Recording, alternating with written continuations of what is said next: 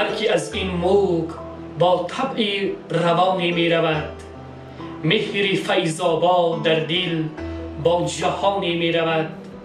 بی محابا جنتی روی زمینش گفتند، افتخار این سخن بر صد دهانی می رود. سرزمینش را فریدون پادشاهی کرده است، شهرت ملکش به اوج آسمانی می رود. شاهنامه نام وشگیردش به تاریخ جای کرد، زرحلین اسمش چی خوش بر داستانی می رود. راه ابریشم از اینجا چین و ماچین می برد، در نوار عقل من صد کاروانی می رود. بی غرض هر کی ز روی مهر می ماند قدم، لذتی شوخانه بر لب شادمانی می رود.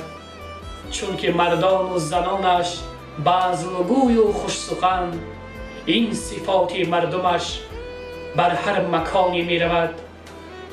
از جمال ماه رویانش کسی سیری ندید، بنگری در هر قدم یک دلستانی می رود.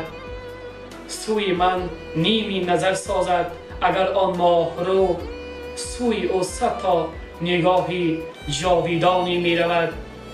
می پسندم خنده های لاله‌زار قلب ها، بر بهشت جان من آرام جانی می رود. دوستدار مثل طلعت نیست در روی جهان، غرفه غرفه مهر او از مغز جانی می رود.